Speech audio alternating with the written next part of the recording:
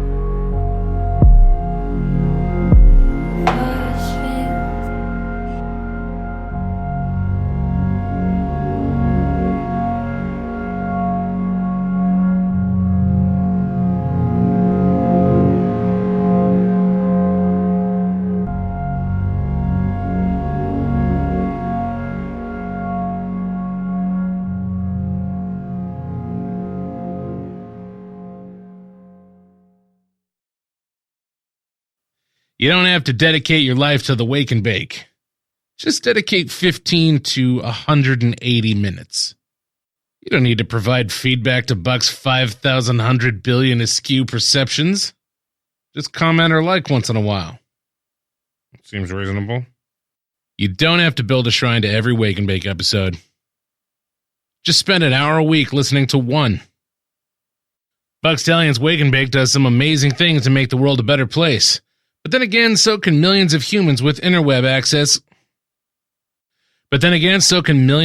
with interweb access. Right in their own backyards or on their lunch breaks. Brought to you by Buck Stallion's Holistic Emporium and GreenShopDelivery.com. This castle is in unacceptable condition! Unacceptable! Incoming transmission.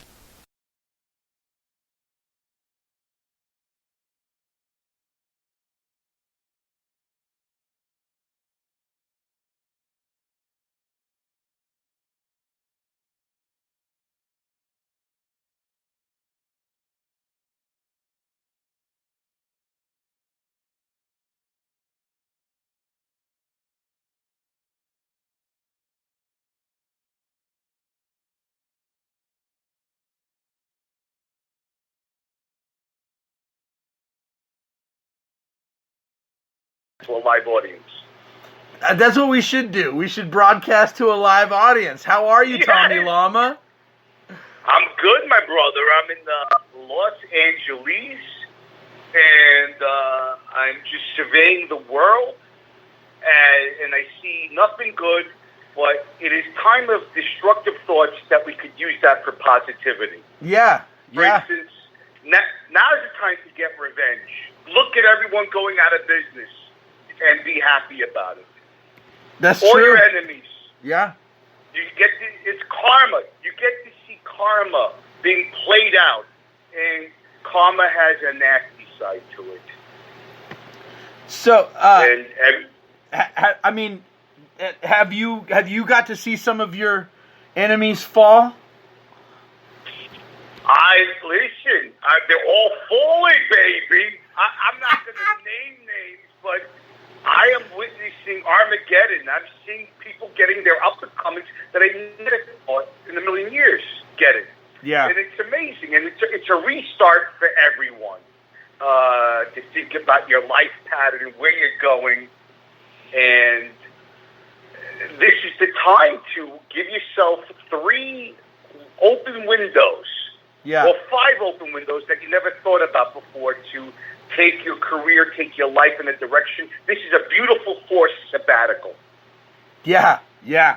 Well, and that's what's crazy. I think that's why some people are really losing their minds, because they just don't even know what to do with themselves. Right. You know, and people don't realize they were miserable. Many people were miserable doing what they're doing. Now, this gives them a cornerstone of solace to start, you know, divorcing your wife that you've always hated and you didn't realize because you were always working, and now you can't stand her, and vice versa. Yeah. Or get rid of your kids. Get rid of the rotten kids. You never loved them anyway. Yeah. So this is a blessing, baby. Yeah. Yeah. No, I'm with you. I'm with you. I don't know. I really do understand what you're saying, though, like in seeing the reckoning, you know, for some of these people. It's kind of, yeah. It's kind of unfathomable. And, you know, like, that's what's crazy is that there's still people that don't even know that that's happening. You know what I mean? There's still people that are like, I'm mad at Trump. You know what I mean? It's so like, I call it monochrome mentality, because it's like they're still like talking about shit from 3 years ago, and it's like, dude, like, what about, like, I asked my mom, so how you feel about Tom Hanks? And she's like, what about Tom Hanks? And I'm just like, oh, wow. I don't even know where to start. What are you going to do? The adrenochrome stuff? Oh, dude. The baby? Are you referring to baby blood-sucking stuff? No. It's actually more tangible than that. Like, the adrenochrome thing is one angle, for sure, that everybody, you know, like, I mean, like, my mentality on it is they're not going to tell you Ellen is getting caught for pedophile shit. You know what I mean? They're going to make Ellen... Oh, okay. So you're going... Okay, so you're referring to the pedophilia. Well, it might be pedophilia, but they're not calling it even pedophilia. And, like that's the weird part, is that they're like, pedophilia is not even on the radar when they're writing these stories about these people like Tom Hanks moving to Greece and Ellen being a bad boss and being mean. You know what I mean? Like, all these things aren't, they're not like that. It's like superficial reasons. You know what I mean? Like the reasons that they're gonna be gone, the reasons that we're not gonna see these people ever again when all this virus goes away, is not because they moved to Greece and because their show got canceled. You know what I believe. I got. Right. So, okay. Just to be very specific, so what you're saying is their cancellations and the disappearances that they're stating right now is not a cover up, but you're not saying it's a cover up for pedophilia. What are you saying? Well, no. Who knows? I wonder what the real fucking problem is, because, like, they're using things that certain people latch onto. Well, what do you think is going on? I don't know, but I do know that I don't like Tom Hanks, and I haven't liked Tom Hanks for about a decade for other reasons of people that I know that he lets people act certain ways, and it made me go, wow, if Tom Hanks lets you act like this, now I fucking don't like that guy because he's one of those fucking people that lets people run amok. Do you get what I'm saying? I am not sure. Well, like, exactly okay, what avenues- like, I'll give you an example. Today, somebody brought up Will Smith, and they were like, dude, Will Smith, he got his ass handed to him by his wife on national TV. That's horrible. But also, Will Smith has been to Epstein Island.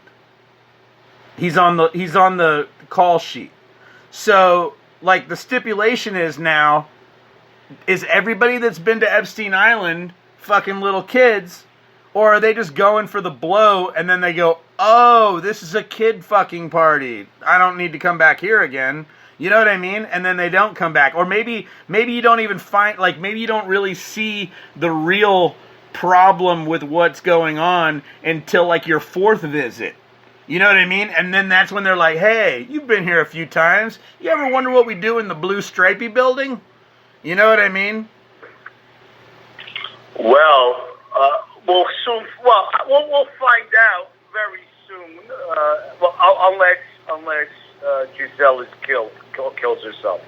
Oh, I don't think that's gonna happen. I don't think they're gonna. I think they probably got her so hopped up on meth right now, like she'll never die. You know what I mean? They brought her, whatever Trump is on, that's what she's probably on right now.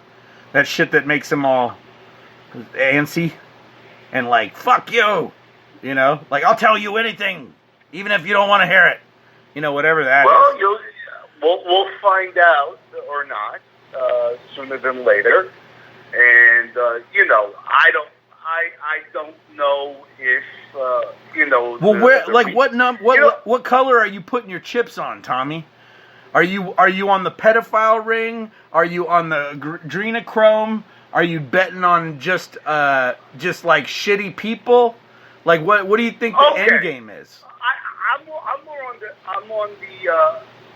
Okay, here's how I look at it. I'm not an adrenochrome guy. Not my thing. I'm not a big subscriber to this point of view. Yeah, it's I find it outrageous and too fantastic even for my nimble mind. So I rule that out. Now, is there sex trafficking in Hollywood? Absolutely. Yeah. I mean, are they doing? Absolutely. Are these celebrities that you named guilty of it? I have no idea. Right. I have no idea. I'm not. I have no idea. I don't know. And by the way, it really sucks if you're a celebrity and you're being accused and you didn't do anything. Well, like Brian Callen. Brian Callen came straight out and was like, "Fuck you." You know what I'm saying? Like, he didn't hesitate. Like, his agent put something out, and then the very next day, his video was out of him being like, dude, that ain't me. Fuck you for saying it's me. And then, like, he even broke down some of the chicks. You know what I mean? That accused him. He's like, yeah, this one chick, she was gonna be on. Well, dude, you know, that's a strategy move. And you know, I'm sure the other movies don't add to the fight. The other thing, I'm just saying, I feel that you can explain how someone may not want to contribute to the fire and add more grease, right, and gristle to this fire. You know, so whether that works or not, or is effective, I don't know. Yeah. But you know, not everyone could be like the Tommy Lama and keep himself clean. There's that. You know, if you just stay good like the Tommy Lama, then you won't have these problems. You don't have them. It's like this. You don't have them. Like if you know there's a drug den and you were invited to a biker party, don't go, even if though you had no intention. That's what I was saying though. Like, you know, like, we've all been to that party we wish we hadn't have gone to. You know what I mean? There's always I'll give you an example. I went to a party that my girlfriend was at, and I thought I would surprise her by showing up at the party, and by the time I got there, she was getting fucked by the guy who was having the party in his room. You know what I mean? Like, loud. Like people were leaving the party. It was so loud. Like, they were like, wow, that's weird that he's fucking somebody else's girlfriend, and I'm like sitting on the couch all, that's my girlfriend? You know? What a way to find out. Yeah, but I'm just saying, like, that could have easily been Epstein Island for me. You know what I mean? If I was like that rich, right. I could have just as easily been like, hey, what's that weird screaming? Oh, a 12-year-old? Right. Oh, I gotta go. Right.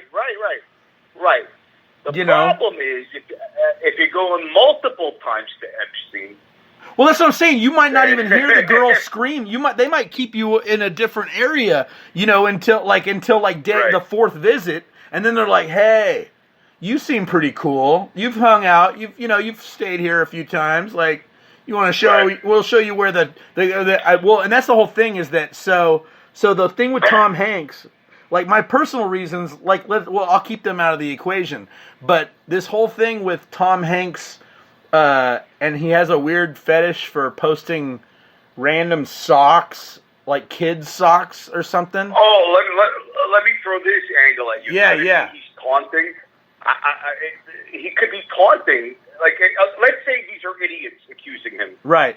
Of pedophilia, and you didn't do it, and I'm just giving a devil's perspective. Yeah. Yeah. Okay. Let's say it's you or me. And you're being accused of sucking babies' blood. You're a big star, and you got to deal with this bullshit every day. Yeah. On your Twitter, if you're innocent, just give you that. And every day, these mindless minions are accusing you. Your time is up. What the fuck? Yeah. So basically, I'm gonna taunt these mofo's. Yeah. I'm going to taunt them. I'm going to show a shoe. I'm going to show a Barbie doll next day. Well, I'm dude, going to really antagonize you. I can see that, baby. But no, and I'm cool. Like that's one of the things that the Q crazies keep saying. But that's what's fucked up, Tommy, is that I have a fucking stack of fucking of old what's the TMZ magazines? What's Inquirer, right? I got like fucking 7 old Inquirers that were in this RV I bought, and I've already sold the RV, but I kept the Inquirers out of them because I thought that they were funny. But like, they were like from 2014 and 2011, and everything in them is real, bro. Like if I read them in 2014 and 2011, I probably would have said, "Oh, this is so crazy," right? But everything in them is fucking real now. It's real now. I had a very good friend that worked for the Inquirer, and at one time they were a farce, but then they became legit. Then they became like legit stuff. I don't know what the year is, but they did.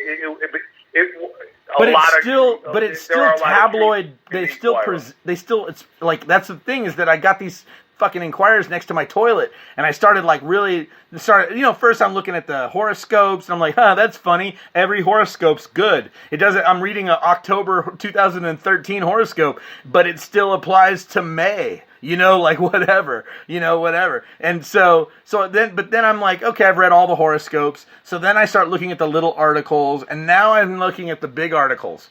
And like the big articles are fucking like nobody, I guarantee you, only the people that read those magazines, like if you saw it on the magazine rack, you would not buy it because you'd go, that's such bullshit. You know what I'm saying? And none of it is bullshit. And like in retrospect, I'm looking at all these old magazines going, dude, like you said, like I remember whenever it was alien people, like coming, but dude, what if that wasn't all bullshit either? You know what I mean? Like that's where I'm at. Like, I pissed off my last guest because I was jumping all over the place, but I feel like I'm turning into fucking Sam Tripoli. Because I'm taking in, I'm taking in everybody's shit. You know what I mean? Like I'm absorbing it all and trying to like fucking quantify it. And like, dude, the other day on my way to Santa Cruz, all of a sudden it popped into my head. I was like, dude, they're making us take this COVID test because it jabs us in our pineal gland, and all this is run by lizard people who want our race to quit being able to talk to each other through our fucking our brains, channels. And so if we disrupt our pineal gland, then we will fucking pierce our third eye, and we will ruin our ability to talk through clairvoyance, and we will lose the ability to see the lizard people for what they are, and they will have total control, which from what I understand, there's only a few hundred of them, and that's all they're about. And it's like, so I'm like, okay, like and that's like 5 conspiracies crammed into one. You know what I mean? And like, anybody can be susceptible to having to hear that fucking story from me. All they have to do is say something. All they have to do is talk to me. And I'm like, oh, with the pineal gland and the aliens and the fucking, you know what I mean? And I'm just like, and I have to say at the end, this is not my own thoughts. These are just me combining all the crazies thoughts around me and making sense of it. So that's healthy. Well, my friend, Dr. Stallion, here's the thing. I'm not into cartoon conspiracies. I feel the majority are cartoon conspiracies. They're not realistic. I do believe, conspiracies are a normal function of any time in history. But I don't believe they're this fantastic, this Doctor Strange novella. It's simple. Like, let's just say COVID, right? With vaccines, it could be like, I don't go the high. If I was to believe there's a conspiracy behind coming up with a vaccine, it would be monetary. But you don't have to go beyond that and make this, because what happens is, if you may have a conspiracy and then you add Mickey Mouse ears onto it, you lose everybody. Oh yeah, no, I know, and that's that. But so that's like what is wrong with a simple conspiracy? Yeah, vaccines, they're going to make money. It's $1 billion business, and it doesn't have to go beyond that. No, but now the vaccines are free and they're mandatory, Tommy. That's where it's fucked. If it was just that simple, then they wouldn't just be forcing it on. They would, like, dude, there's states where you get... Why? You force people, that's more money you got to make. No, because it's free. Because it's free. Nobody's getting money off people dying. Oh, the government is going to be paying the patent people of the virus. Sure. So yeah, okay, so now we're back to the monetary thing. So yeah, I could see where, like, the head count. Well, and that's what I was even thinking at the beginning of all this shit, was that the bigger the head count, like the people, like, Trump doesn't want people to test. Not like, everybody makes that a weird thing too, but I see the basics of that is we're testing a bunch of people. People are going to come up positive, and not a lot of people are going to come up lethally positive. You know what I mean? So we have, like, all these people that are kind of sick, but they're not as sick as the people that are, like, being hospitalized and falling over on their motorcycles and dying. So, but then at the same time, like, the only few people I've known that have died during this COVID did not die from COVID, but all of their death certificates say that they died from COVID. So. Oh yeah, listen. This is a known entity. Yeah. Hospitals are incentivized to report COVID. I've spoken to employees that admit that if they market COVID, they get incentivized, regardless if it's they had COVID and died of something else, like a motorcycle accident. And also though. Like what I'm thinking is that the insurance numbers, they get those numbers up. You know what I mean? And I think that they thought at the beginning of this, all the states thought, well, if we get our numbers up, then the government will have to help us. You know what I mean? And then Trump was like, no, you guys fucking deal with it yourselves, state to state, you guys deal with it. And then everybody's like, oh. And so now the numbers are to make the government look like assholes. You know what I mean? I don't know. That's just because I don't really care about the government either way. Like, I don't participate. And I don't, I try to stay out of their fucking way, for the most part. But I think, like, if there was, like, a martial law, I would be living in the mountains, and I'd probably go get my guns, or something. I'd pull some Red Dawn shit. Make sure you bring your concubines. Oh yeah. You got to start a whole new nation, man. Don't be selfish.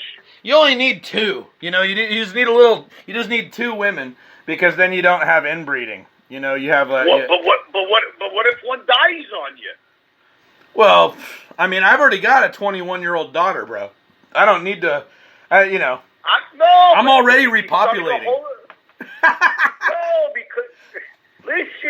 Because you have one of them that they're mad at you, so they won't procreate.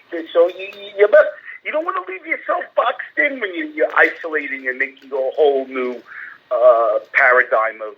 No, I agree. I agree. I don't know how many concubines I could get to believe that it's the end of the world, though. I mean, it didn't go well for John Goodman in that fucking Cloverfield movie. You know what I mean? I didn't see that movie. Oh, dude. I didn't see it. I'll tell you straight up. Hey, Tommy, you'll hate it because it's one of those movies that if it didn't have that fucked up soundtrack going on and it wasn't from that chick's point of view, nothing bad would have happened. If it was just dudes and no music in the background, some shit probably just would have been cool. Everybody just would have been cool. But this chick, she's like, you know, everybody's trying to kill her, she thinks the whole time. It's fucked up, bro. It's a fucked up chick flick. Yeah, well, I'm sorry that you had to endure that. Your eyes had to see that, your sense memory had to, dude, no. What's worse is another comedian took me to see it, and he also introduced me to the vape pen that night. So I'm smoking the pen in the theater, and like within 15 minutes, I'm hella stoned and hella irritated. I'm just like, fuck this bitch. She's gonna get everyone killed. And I was right. Like... So, hey, Tommy, fuck it, enough about this crazy world we're living in. You're still doing stuff. I'm really happy for you. Yeah, well, listen, there's still going to be comedy here or there, my friend. Yeah. But it's over. It's over, baby. Yeah. So it's time to get a job, boys and girls. Yep. It's not a time to it's over, baby, because... what's going to be is that these club owners, and many of them, are not going to be able to sustain this type of beating unless they have very deep pockets. So you'll probably see a popular chain own all the clubs, like buy out every single one else. You'll see a monolith, and then people, even the clubs that are open, if they're still surviving, and with this limited capacity. And with people limiting, many people will not come out until there's a vaccine or medication. Oh, they've been programmed already, programmed to stay at home and find entertainment at home. Yeah. So you may get a surge on a Thursday night, but not in the consistent. The Lama doesn't see it.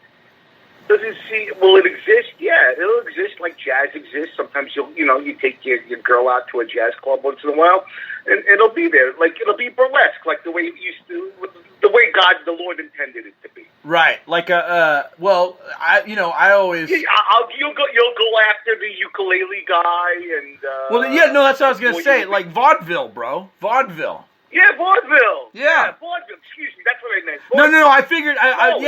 No, I figured that's what you meant. But that's what That's one of the things that drew me to you, dude. Was that like I've always considered myself more of a vaudeville act, and you're one of the few people where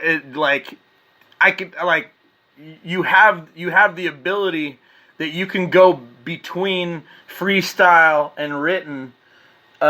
Because I believe in your vaudeville ability. I do. Like, I think... listen, those were the pioneers, baby. Yeah. Those are, a lot of performers don't know their history. Yeah. They don't have, they're not students, they're not, historians. And that's why anyway, I believe comedy was decelerating anyway because when you were limited in speech and what you could say, depending who you and who you're not, your speech is stifled. You're limiting your forums, your performances. So it was already on the way out, where everyone's getting angry and everything, and So it's beautiful. So now comedy is like as with good fertilizer brings new plants and new beginnings. Right? Yeah. No, when you burn down a forest, you get a lot of cool new shrubs. Yes. It's time to burn, baby. Yeah.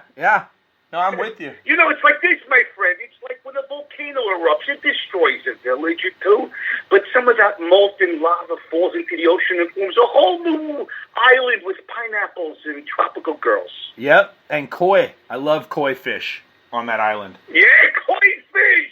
And then it becomes a tourist attraction. It's unbelievable. So, hey, so you're gonna be. So this is in West Virginia. Where you're gonna be? Where I belong, baby. Yeah, no, Almighty, I hear you. I mean, I know that you're from Brooklyn, but I still hear a little West Virginia in your accent. Yeah, when you crush coals hard enough, it could become a diamond, and that's what I'm bringing. I'm bringing a diamond of healing to the land of West Virginia, and I believe I'm in Charlestown. Yeah, Charlestown, West Virginia, at the Abolitionist beer tap. Place. Oh! I just now saw that. Okay, see, I didn't have my glasses on when I was looking at it earlier, and I thought that was like your new set was called The Abolitionist.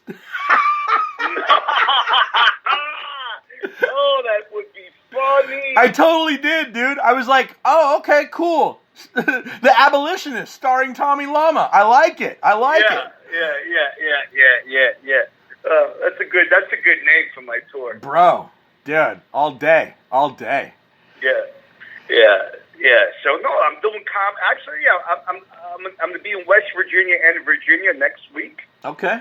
I'm going to be working. I'm going to be working because I'm Lama, baby. Well, Lama bro. will always be working. Again, you're not. What? It's not like you're an open micer, dude.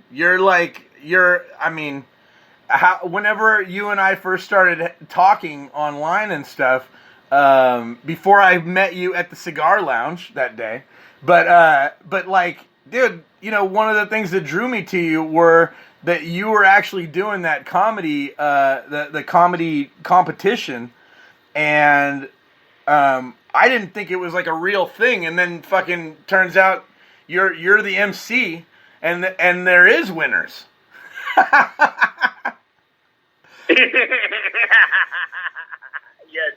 Yes, there are winners. I thought, well, dude, I know a lot. There's a lot of different kinds of promoters out there, and you were in Vegas. I mean, Vegas is one of those. If you're naive, you could probably go out and just get sold on the human trafficking market. But if you're like, thinking a little forward, and you're not buying the $50 4-foot tube of Slurpee in the middle of Caesar's Palace, you might make it out of Vegas with some chops, especially if you were to come into contact with the Tommy Lama. Well, the Lama is out of Vegas. He's in L.A. Oh, yeah? I left in March, this past March, to Los Angeles. Oh, that's right. You did say at the beginning. I totally no. It's because I'm looking at your flyer, and it's all from Vegas to Charlestown. Well, that's my cachet. I'm Mr. Las Vegas Jr. Yeah. Well, you're Mr. Las Vegas from Brooklyn, which is hilarious to me, too. I fucking love that. Las Vegas from Brooklyn. That's what I am. That's the best part. Las Vegas. Yeah, I just got to find a way to coin that better, and it would be very... I think we just did. I don't know. I'll go back and listen to it again, but I think that we just did. I don't want to fuck it up and try to recreate what we just said out loud, but... that would be so confusing to people to hear that. It's Mr. Las Vegas from Brooklyn. Las Vegas from Brooklyn. I like it. I don't like it. Throw it on. I don't know. Hey, right. I'm sorry. I hope I didn't offend you. My Brooklyn accent isn't all that good. Sometimes it turns Australian, and sometimes it goes even a little Yiddish at times. I'm not good with my accents. That's funny, man. Good, man. So how your spirits doing? How you doing Oh, kind dude. of- Well, so of rent, of R&R, baby. I actually got an essential job working for a nursery, and being in Central California, it's like the perfect job. Like, I'm not gonna get any fatter. I'm maintaining my weight, and I'm getting. Well, when I saw you, you were thin. Oh, thanks. That's You're a right. sweetheart. I think you're a fucking liar, but I love you for saying that. But I fluctuate, and I haven't gotten past. I've been like about 250 to 280, fluctuating, and I'm trying to get below. My ideal weight says the chart that I'm supposed to be 200 pounds, and but I don't know, dude. I'm starting to believe in that big bone theory too, because it's like if I do like a keto diet for like a week, I fucking crave milk so bad that I drink half and half, like out of the jug. Like I go like that, like it's a bad problem, dude. It's like I'm not like a Twinkie fat girl, you know what I mean? I'm still a Staples kind of person, but it's like, dude, if I eat nothing but turkey and veggies for like a week, I flip out, and then I'm like, I gotta eat a bunch of milk, and I don't know, dude. Right. It's weird. Right.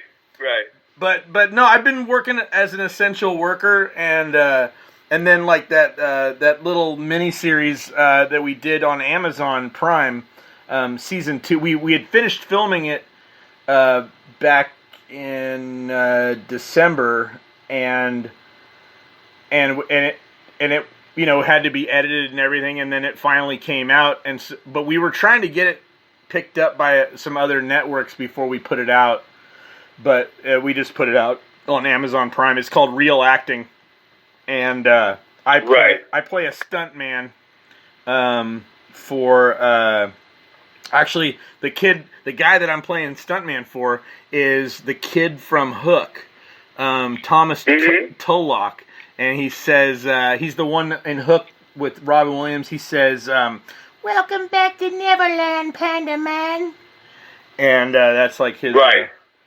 And I think he also is one of the kids that peels Robin Williams' face back, like pushes his face back to see youthful Peter Pan.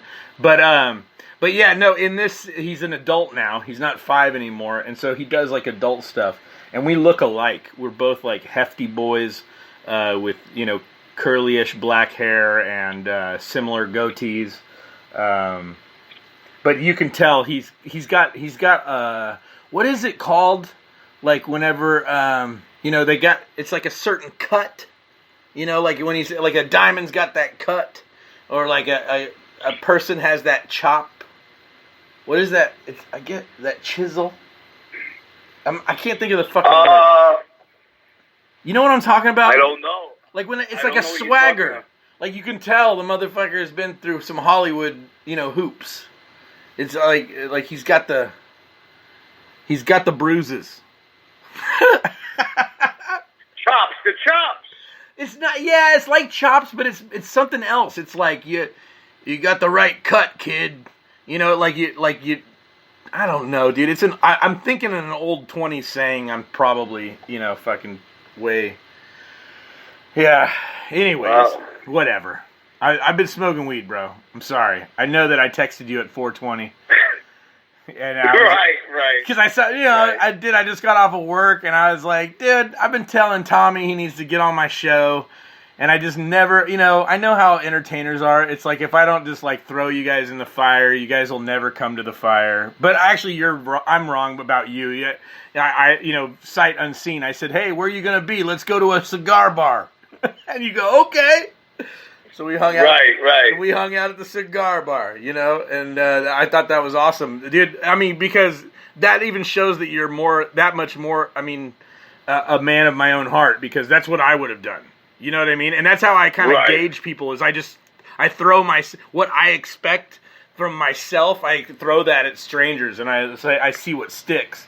And like with you, you were just like, yeah, fuck yeah, let's go to the cigar bar. And I was like, hell yeah, dude, this guy. Now that's how I know that we're related.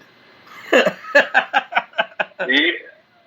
Well, we got to do it again when I'm up there, my brother. brother. Yeah, no, for sure. Well, and likewise, now that you're in LA, you're actually closer to me. So, and I'm down that way pretty often. I mean, who knows with the lockdowns and shit like that. But Right. But right, dude, no. So one of the things I did want to talk about, because I thought that this was dope. Was this your ad?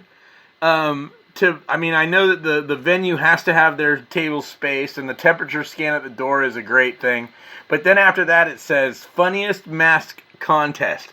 Now, is that something that you're gonna MC, or is that something that the bar threw in? I think the bar threw that in. I have nothing to do with that. I thought it was really creative, because you know what I mean. Like, well, I just think because like even I put it on what is that the fucking hippie radio channel out here. It's like KQED, but it's like they have, oh my god, they're out of New York.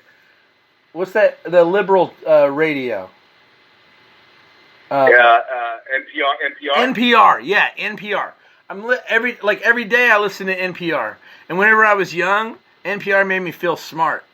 But now with this COVID thing and everything, I feel like every day they just have to grind on this subject, and it always has to be so politically charged that it bums me out, because I'm just like, dude, isn't there anything else going on in the world other than people dying and numbers and you know, like even the Ellen thing. Like I knew Ellen was gonna get in trouble 3 months ago, and now it's coming out in mainstream media, and like I said, I feel like they're doing like a soft shoe act for the fucking brutal reality of it. But I heard that she was an asshole, you know, so it's not like, but it's a mind blower to the mainstream people.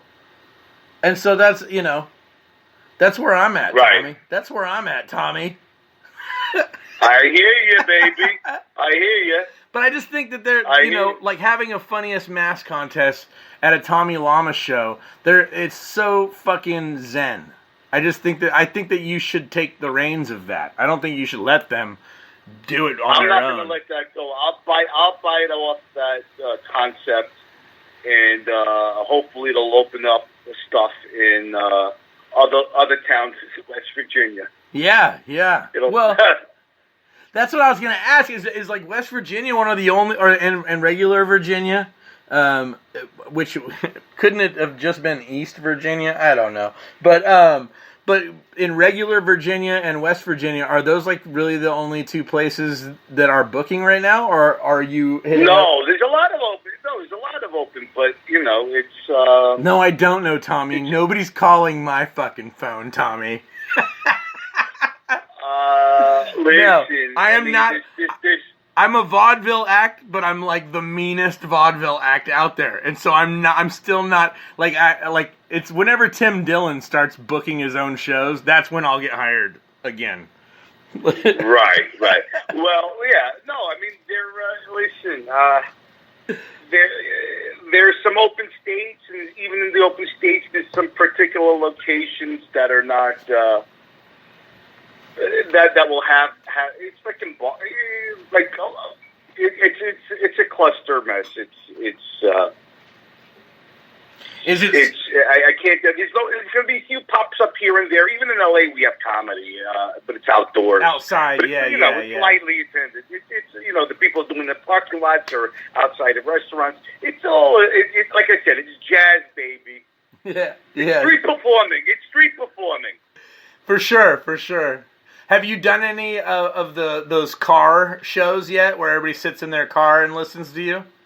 No, I haven't had the pleasure of that yet. Yeah, I think I'm gonna avoid, even if they were to call me, and like I'm getting antsy to get on stage again sometime, but I had like a pretty decent regular show going on in Fresno before the re-lockdown. And so I was just curious, not for me, cause I don't really like fucking airplanes anyways, so I'm cool on that. Like, have you noticed, a lot of tension in your flights, or have you taken a flight yet, or is this going to be your first one? No, this is going to be my first flight. Oh, okay. Well, then we're going to definitely have to... Well, I'm going to probably call you on Thursday to see how your flight went. All right, it's coming. Well, it's not this Thursday. It's next Thursday. Yeah. No, I know. Bro, I know you won't even answer if I was. You know what? I turn my ringer off on show days because it seems like even if I didn't have family in West Virginia, I would have a cousin call me to get in for free at that show if I was on that show. Yeah, well, you have some mountain people that are your well, they're mostly related to you there. Well, I have my grandma's from Oklahoma. Do you know her? She's No, I don't. I always ask that of people, because some people have been to Oklahoma, and so I wonder if if they had met my grandma while they were there. I may have passed through. Yeah, she looks just like me. So you'd know. She does. Yeah, you'd know. You would know. Nice. No, but I that's what I'm saying. It feels like even with like you said, this redawning, this nuclear age of the Aquarius rebirth of entertainment as we know it, whether or not it will survive. I feel like there's honestly, I wouldn't say this to you if I thought you were one of the people. Or actually, I would, and then I would say, and you're one of them, actually. But I don't think that you're one of these people. But I feel like open micers are some of the people that are really throwing tantrums about this kind of shit, about the scarcity of venues or the loss of their venues or whatever. And I also feel like those people, for people like us that have done it our whole lives versus those people that were open micers and now they're like, I don't think that they really understand it was never their job. You know what I mean? For people like us, it actually does get, if I hadn't have found this cool nursery job, fucking growing shit, I think that but I've always gone back and forth, growing weed, doing shows, and it's comfortable for me because I don't always like to be the hustle and bustle rock star mode. It's I like to do it, like a binge. You know what I mean? Go do a 2-week tour and then go home for 4 months and don't talk to anybody. Well, my friend. But the good news is you're not relying on performing in libraries or at the gas station or at the Motel 6. Yeah. You have all their other routes to supplement your income and your lifestyle and your artistry. So, maybe, you're doing your podcast, you're taking of the earth with your inhalation herbs, and you're living the life, man. Now, if I could just get you to become a cigar aficionado, you'd be the perfect mate. Yeah, no, I'm still a little young.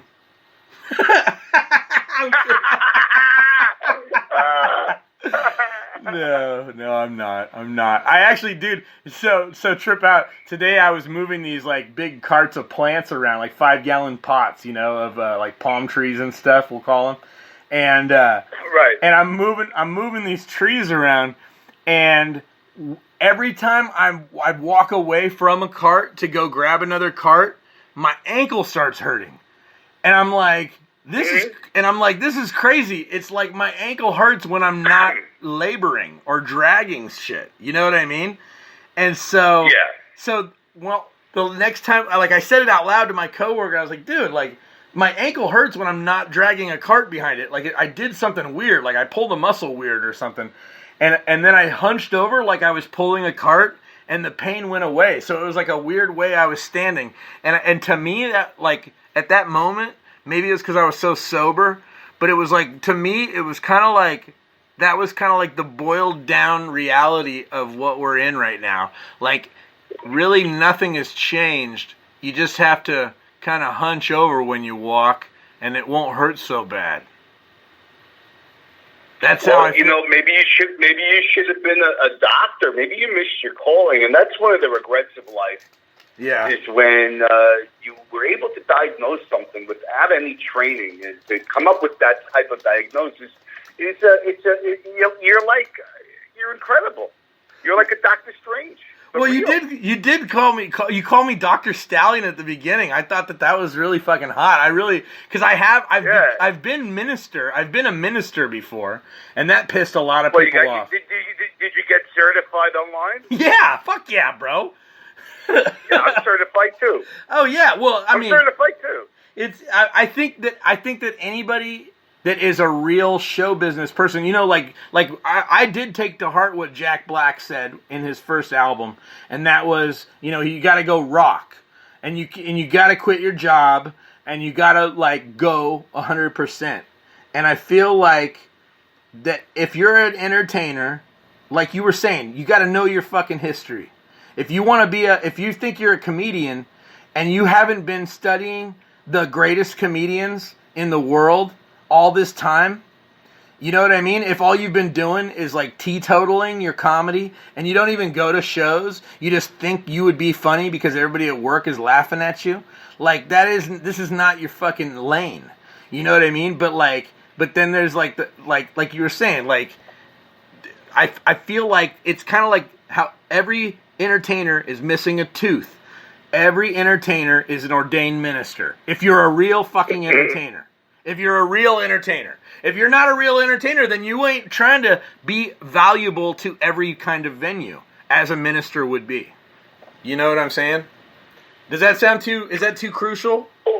Or critical? It really doesn't matter because right now, if you want to go to a comedy club and see performances, you need to go to a museum.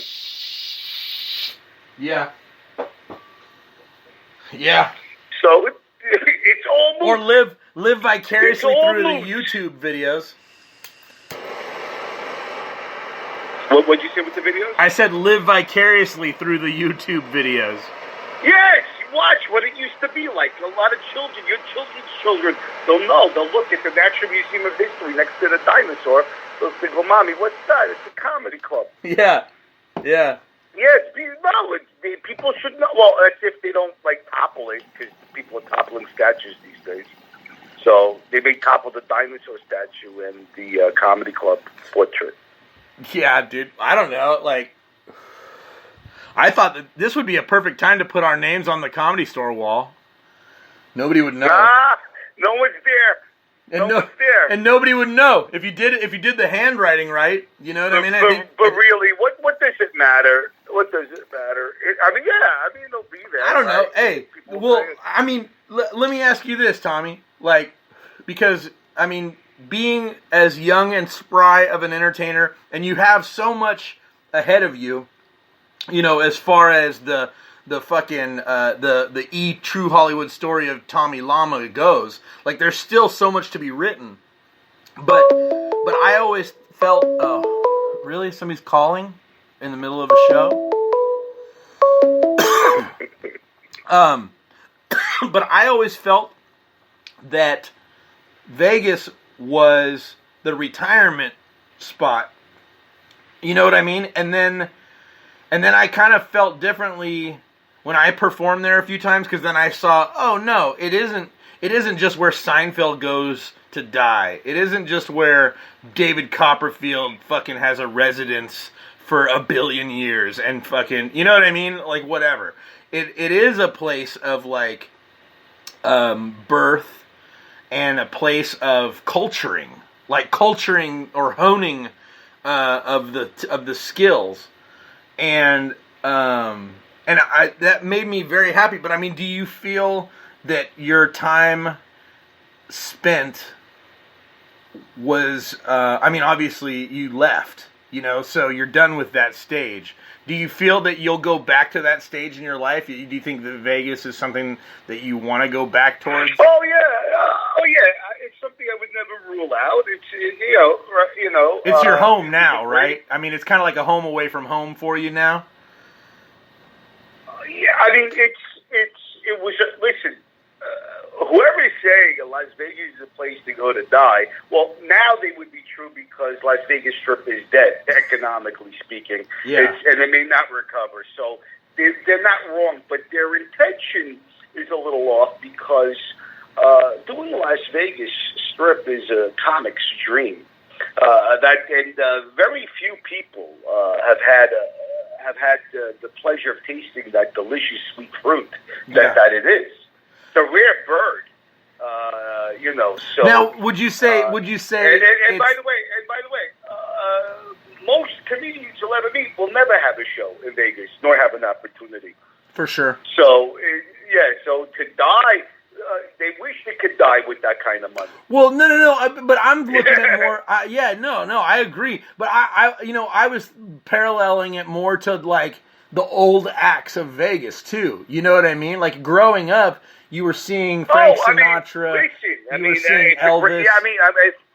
Like for a big star like Cher, who's in her later years, it's a great place to end. To stay in one place and rest your bones. And perform, it's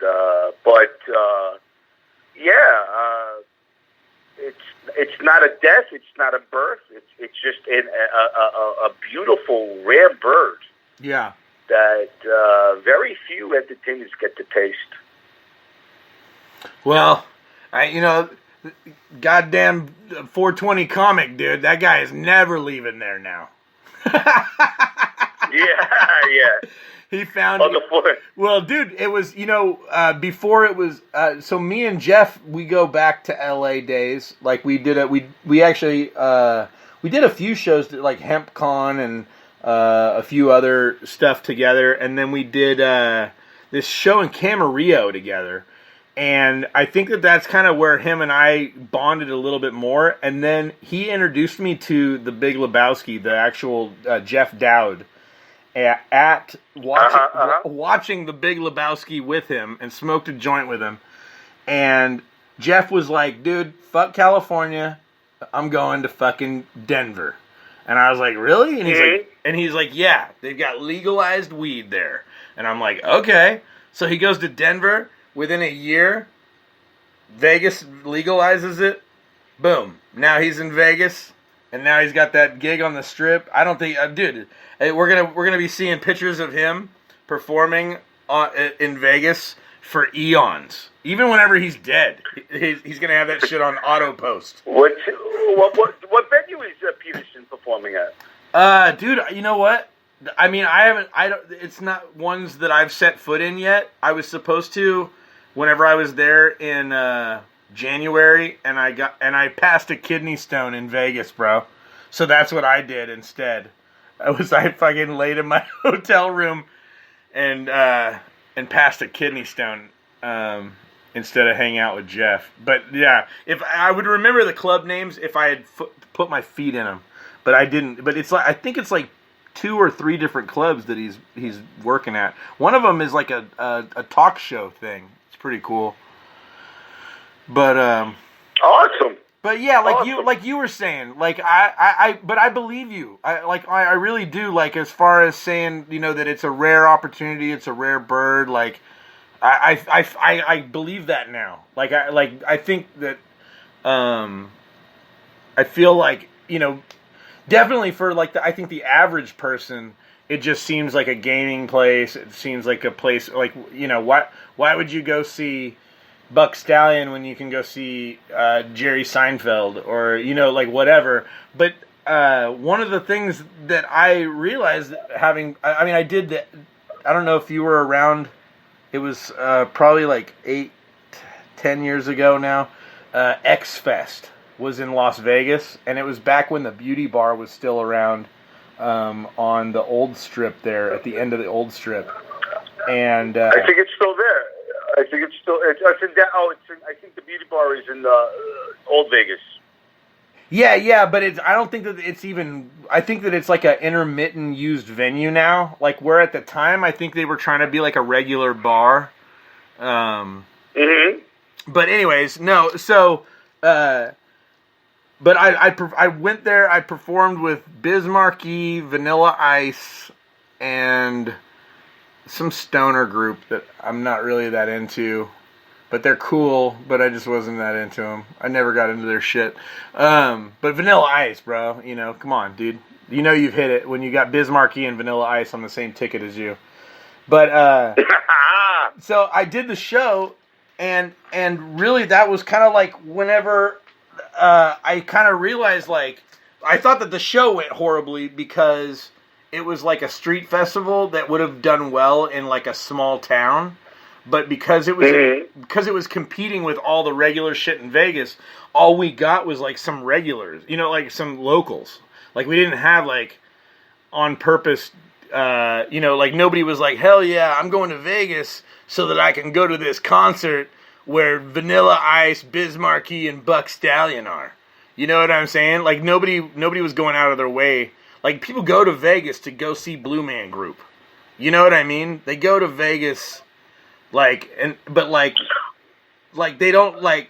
You get what I'm saying? But like there still is like that. That's what I'm saying. Like what you were doing isn't a tourist attraction, but it's something that is cultivatable, which proves to me that it, like you said, it's a rare bird. Like to me, it seems like it would be hot.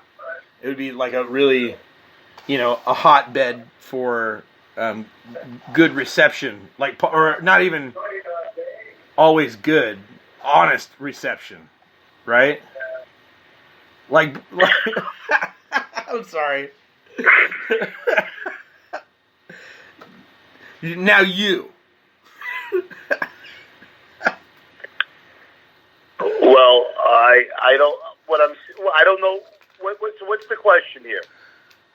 No, I guess what it wasn't really so much of a question. It was more like I was trying to reinforce what you were saying by saying what I think my understanding was of Vegas. Like how I perceived Vegas was like I said, it was like where you go when you can't go tour anymore. It's where you go when you're old and you just want to live somewhere and get paid solid income for like, because they're booking like, they're booking out like 6 months at a time or years at a time. Some of them, you know, like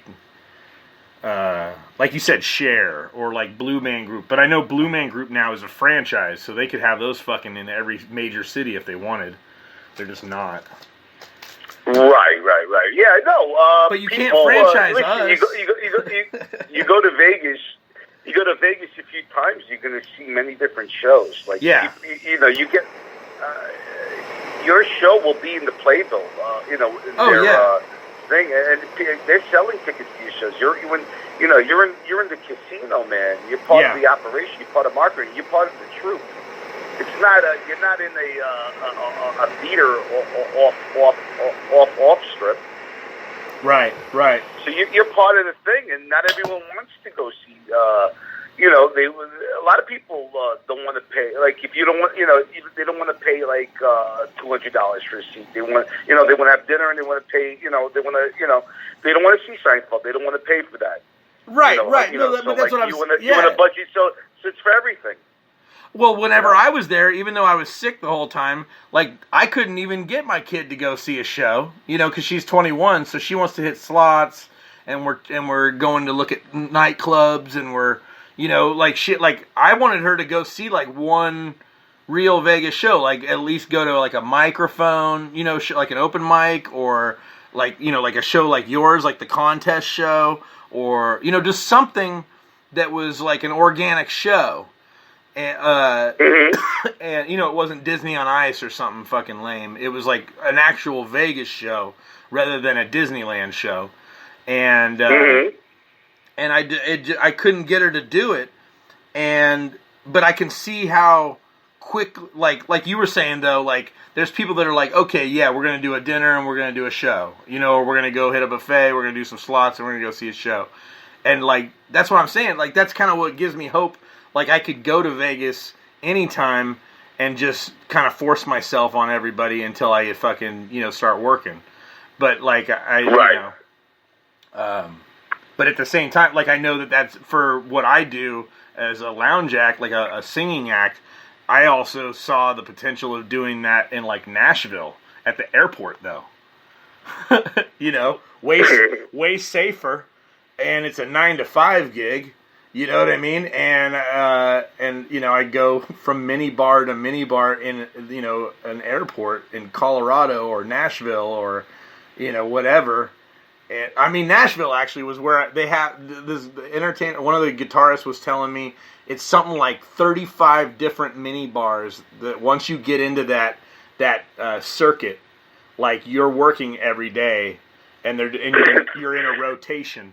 You know, just popping like all the different little fucking mini bars all over Nashville. It's so weird. Nothing wrong with that. What's wrong with that? Well, no. I'm just now like in my mind though. While I'm even talking about that, I'm not even thinking about that. I'm thinking, how could we Tommy Lama, or how could we Blue Man Group the Tommy Lama act? How could we do that? Oh, yeah, that's the next level. Start licensing. No. What if we did like a pyramid thing, but not a pyramid thing because that's illegal. But what if we did like because you're already doing like those really good seminars? That could be like another whole seminar, dude.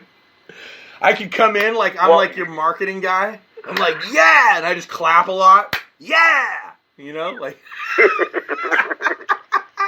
Yeah. You know, Tommy's right. Do it the Tommy way. Start licensing. Dude, so good. Start fucking christening Tommy Lama gurus. By the way, is there a reason why on your Instagrams your Wake and Bake podcast ones? Yeah. That you'll give different you'll go opposite one day and then go the opposite way politically, or well, I try to follow everybody. I just try to see what everybody's saying. You know what I mean? Because that's how you like it really makes sense.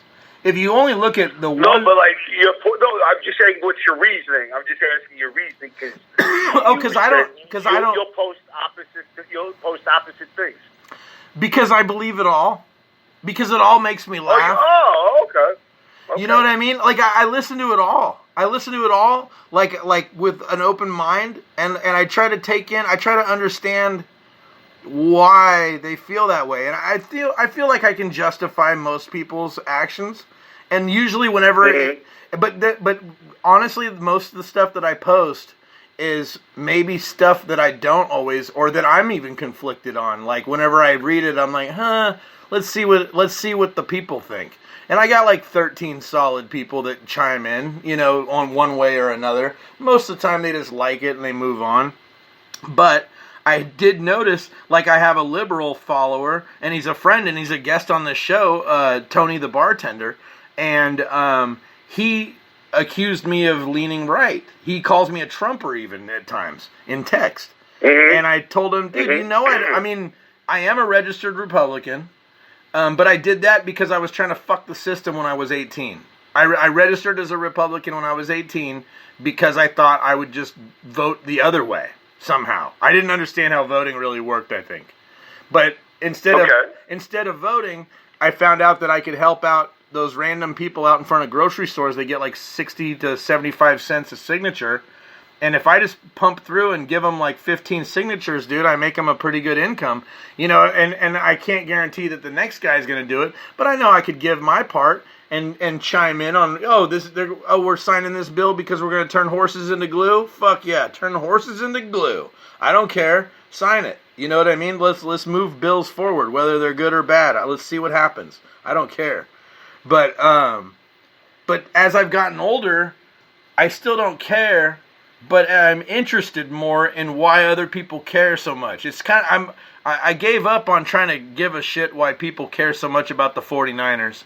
You know what I mean? I grew up out here in California, and my whole life I thought I was a Yankees fan, but it comes to turn out that they suck too. So I don't even know what the fuck. You know what I mean? Like I don't know shit about shit.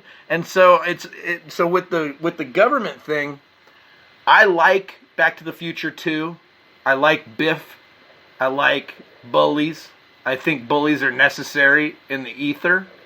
I think that... But, by the way, I met the guy who played Biff. I bet he's a sweetheart. Very funny comedian. I heard he's a real fucking, really down-to-earth good dude, too.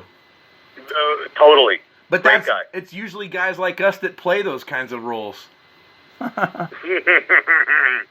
But you right, know, because otherwise it's not acting. but that's my why. But brother- that's why. But I liked that character. I did. I liked the butthead. I liked that fucking Popeye needs a Bluto. Every Popeye needs a Bluto, and everybody thinks they're a Popeye on some level, dude. Everybody thinks they're a fucking Popeye, and so for right now, and the last president too, every president is the Bluto.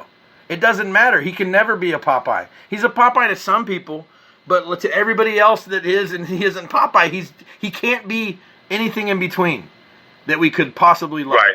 He can't. You know what I mean? Like everybody loved Alice. Everybody loved fucking Sweet Pea. Everybody loved Olive Oil. But like at the end of the day, all three of them were drama. Sweet Pea was always just crawling off and getting into shit. Alice just thumped people with she didn't even know what she was doing half the time. And then you got Olive Oil, a damsel in distress, 24/7. Like that bitch is drama. But like, where's our fucking litmus test? You know, we don't have one because it's only good or bad. There's no gray. And I think that there's more people out there that are gray than and not just aliens. But, you know, I think that there's a lot more people that are, like, kind of good, kind of bad. And I think that, like, if we start canceling people and defining people very harsh polarities, I think that we're fucking ourselves. And so that's why I'm really always trying to find that common ground. I actually did a show where I made everybody admit that we hate China. Everybody hates China. Let's fuck China. Yay. Finally, we agreed on something. And that's a wrap. You know what I mean? Like, I don't know. I feel like people put more differences between themselves than they need to. And I feel like this is just another one of those things where it's like, dude, if you really thought voting mattered that much, you would have voted. Well, with that, my friend, I'm going to have to depart because this was an impromptu recording. I have. Oh yeah. No, dude, yeah. Sorry, I went on a monologue. Yeah. No. I have to go. It was an unexpected invite, and I am glad I accepted the challenge. No, dude, I hope I didn't upset you at all. No, why would you upset me? Why would you? Well, because you're so fucking peaceful, bro, and like like my thing is, I guess I did the numerology thing. It says I'm like a fixer or something, and so like it makes sense why I piss people off because I keep asking them, "Did I make you mad? Are you okay? Are we still friends?" No, there is nothing that you said that I'm aware of. Oh, good. Maybe if I re-listen to it, I'll find. Yeah, don't re-listen to it then. No, let's just stay. Let's stay friends forever, Tommy. Dude, hey, hey, give us your blessing. How do you close your show? It's better to succeed by never trying, because when you try, you will disappoint yourself. That's why the secret to success is to give up. I'm undefeated in water polo because I never played water polo. There you go. Dude. That's my simile. I love you. That's my simile for the day. I love you, dude. Thank you so much. We feel blessed. All right, my brother. Dude, be safe out there, and if you feel up to it, man, give me a call Thursday. I'd love to hear about your flight. You got it, brother. All right, man. Be safe. Okay, bye. Bye-bye. Oh, man.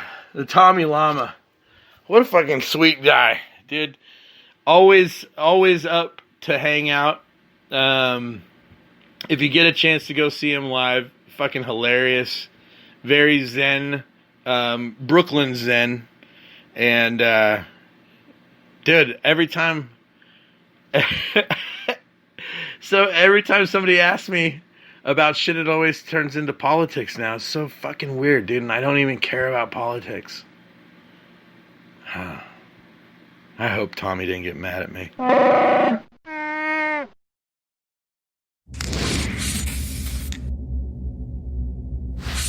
Ba ba ba ba ba ba ba ba ba ba ba ba ba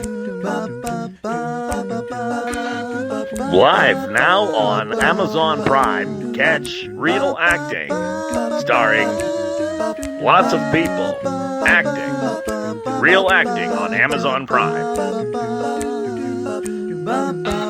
Season 2.